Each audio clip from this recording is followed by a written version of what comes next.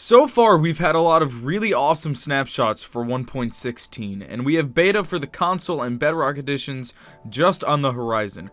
But despite that, there's still a lot of promised updates that we have not seen, so today I'll be going over all of the updates that we have yet to see in 1.16.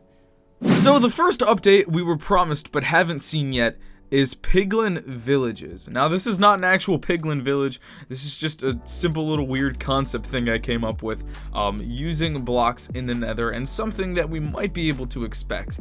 I assume that piglins would be able to build something similar to villagers, just because they are a civilization.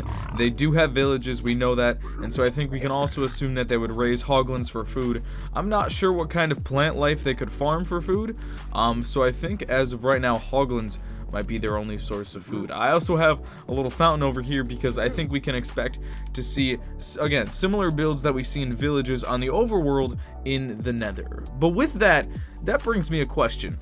If we are going to get Piglet Villages, could we also get professions for the Piglin? Now, I know that might be asking too much because the bartering system is still way in development and it's still really new. And I think since the development for the bartering system is so new and not finished, I think that's why we haven't received Piglet Villages. You know, the system is still very early beta. There's still a lot of testing to be done, so I think once they fully master the bartering system, then we'll be able to see Piglet Villages. But I think it'd be really cool to see maybe different Piglet professions, and that'll change what you can get from bartering with them. I don't know. The next update we were promised but haven't really seen anything about is the mountain update. Snowier snow, goats, things like that. We were promised an entirely revamped biome, but we haven't really gotten any information since Minecon last year. During Minecon last year, we had a biome vote, and the mountain biome won. And like I said, they promised a lot of updates, but we haven't seen anything. My best guess is simply that they're working so hard on all of the new Nether updates that they really just haven't gotten to the mountain biome. Or the mountain biome, they're still trying to test a lot of the terrain generation, since we know mountains will be a lot bigger and a lot prettier. So, I don't know. I think it's pretty weird we haven't seen anything. If you guys have any theories, let me know down below. Or if anyone has any information, that'd be greatly appreciated. To go along with the theme of biomes, where are all of the Nether biomes? Now, we know we have the Crimson Forest, which is the red forest we were in before.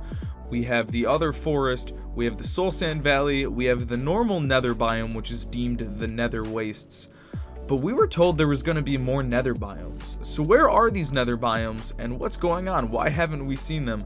Now, this is actually a bit of a debate, because during Minecon, Agnes said that we will be getting more biomes. However, the Minecraft community managers have said that 3 Nether biomes is enough and that we shouldn't expect any more. Now, I don't know if there's actually any truth to that, or if that's just a tease that we are actually getting more biomes, but I think it's pretty interesting we haven't really seen anything else. I feel like it's probably pretty similar to the situation with the mountain biome, where they're just working on so many things. They're just releasing updates slowly, little by little, kind of spoon feeding us the Nether update instead of giving it everything at once. Now, I'm here in the Nether Fortress with my friend the Blazes for the next update. And the next update we know we're going to be getting, or added into the game, is more mobs, but we just don't know where they are.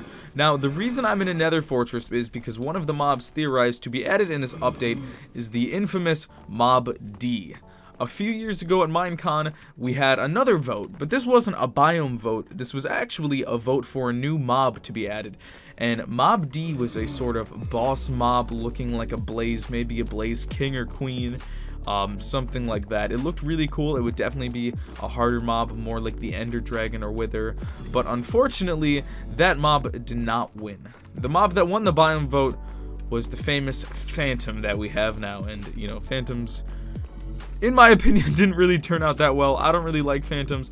I don't think they're really that good or useful. I don't know. I mean, I think the Phantom membrane idea to fix Elytra at least makes Elytra a little bit more expensive to repair, but I would like to definitely see more mobs in the game. I think Mob D is definitely a good choice because of how many people have wanted it in the community, and we know that it's under review. So it could be very possible that we will be getting this added. So the final update I'm covering today is with Crying Obsidian. Now there are a few more small changes that we still have yet to see in this update, but I'm not really going to cover those. I just want to cover the major things. But we have Crying Obsidian. We just got this added, and we don't know what the heck it's used for, besides the fact that it looks awesome.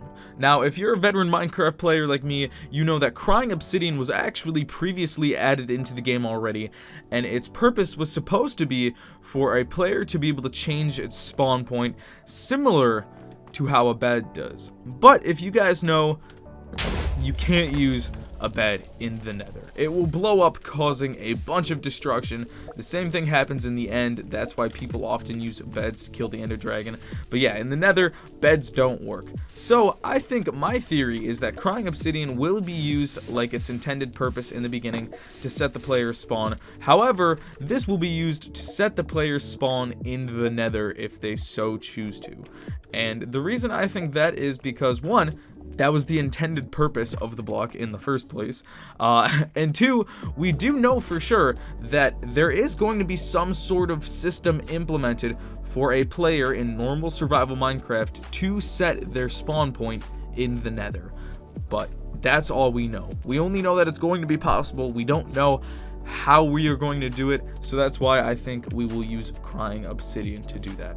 Anyways, I really hope you guys enjoyed the video. If you did, leave a like, subscribe, all that good stuff. I just wanted to make this video quickly. I didn't want to put a bunch of work into it or anything.